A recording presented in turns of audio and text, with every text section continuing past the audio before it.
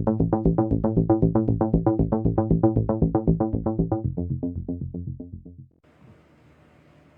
guys, welcome back to my channel. I just wanted to do a really quick review tonight.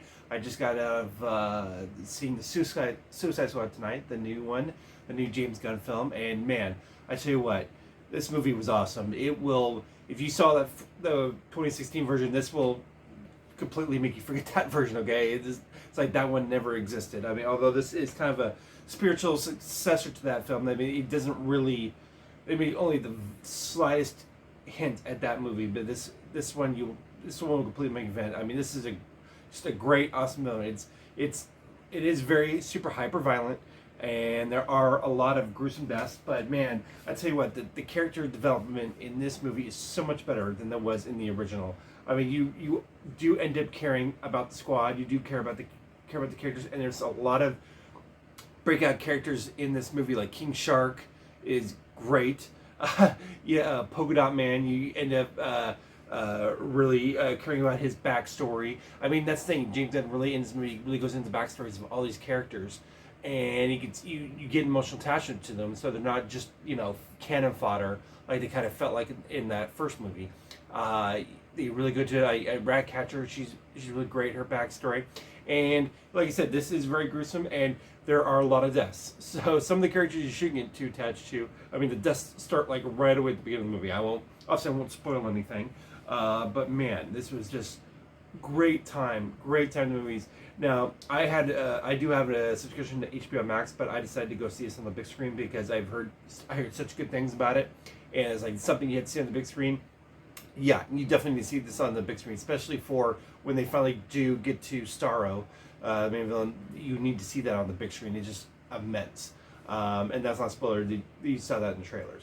So yeah, I mean, this was just such a good time. I mean, they mixed good comedy with violence in this.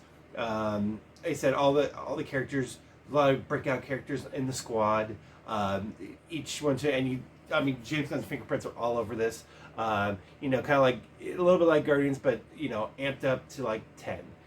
Very much rated R. Like someone commented that like this is like Warner Brothers gave James Gunn a pile of cocaine and just the biggest budget in the world and say go crazy, and he kind of did. So I mean, you do feel the length a little bit because it does have many different acts in this movie. So I believe it's over 2 hours.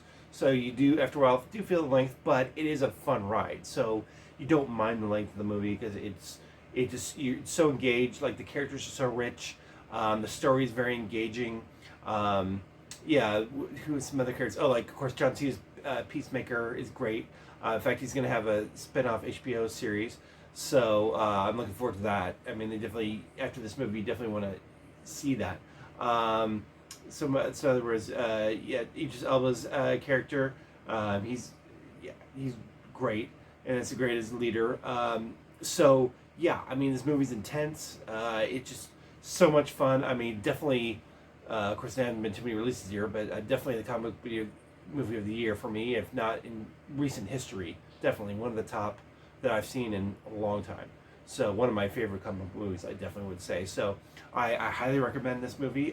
Go out and see the theaters if you can. I mean, I guess you can watch it on HBO Max if you want, if you got a really big screen, but make sure you got like a really big screen. If not, I would say go to the theater. It's definitely worth your time. So once again, I highly recommend Suicide Squad.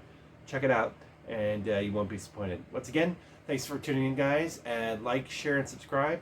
And if you've seen it, leave a comment below and let me know what you thought. All right.